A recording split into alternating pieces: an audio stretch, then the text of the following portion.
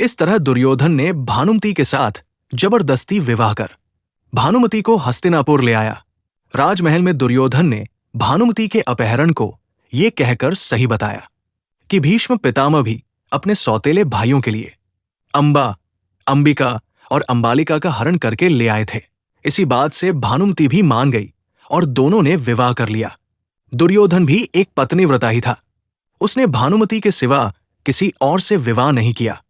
दुर्योधन अपनी पत्नी भानुमति और अपने बच्चों से बहुत प्यार करता था। भानुमति का विवाह भले ही हरण कर हुआ, पर वो अपने पति दुर्योधन से बहुत प्यार करती थी और उसके प्रति पूरी तरह समर्पित थी। दोनों के 2 संतान हुई, एक पुत्र लक्ष्मण, पुत्री लक्ष्मणा। भानुमति सुंदर, आकर्षक होने के साथ साथ तेज बुद्धि और शरीर से काफी ताकतवर थी। भानुमति दुर्योधन से खेल खेल में ही कुश्ती करती थी, जिसमें दुर्योधन उससे कई बार हार भी जाता था। भानुमति और कर्ण का अच्छा संबंध था। दोनों एक दूसरे के साथ अच्छे दोस्त की तरह रहते थे। एक बार कर्ण और दुर्योधन की पत्नी भानुमति शतरंज खेल रहे थे। इस खेल में कर्ण जीत रहा था। तभी भानुमति ने दुर्योधन को आते देखा और खड़े होने की कोशिश की। दुर्योधन के आने के बारे में कर्ण को पता नहीं था, इसलिए जैसे ही भानुमति ने उठने की कोशिश की, कर्ण को लगा कि वो हार के डर से भाग रही है। कर्ण ने पकड़कर बिठाना चाहा। भानुमति के बदले उसके मोतियों की माला कर्ण के हाथ में आकर टूट गई। उसके सारे मोती वहीं बिखर गए। दुर्योधन तब तक कमरे में आ चुका था।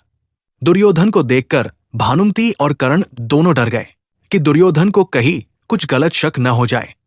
दोनों शर्म से मरे जा रहे थे और उन्हें डर लग रहा था कि अब दुर्योधन क्या समझेगा। जब दुर्योधन पास आया तो दोनों उससे आंख नहीं मिला पा रहे थे। दुर्योधन को कर्ण पर बहुत विश्वास था। तब दुर्योधन ने हंसकर कहा कि मोती बिखरे रहने दोगे या मैं तुम्हारी मदद करूं मोती समेटने में। उसने सिर्फ इतना कहा कि मोतियों को उठा लो, और वह जो बात करने आया था उस बारे में कर्ण से चर्चा करने लगा, क्योंकि दुर्योधन जानता था कर्ण और भानुमति के बीच सम्मान था, कोई वासना नहीं। महाभारत का युद्ध शुरू हुआ। भानुमति ने अपने पति को युद्ध की ओर जाते देखा, पर वो जानती थी ये युद्ध धर्म का नहीं, अहंकार का है।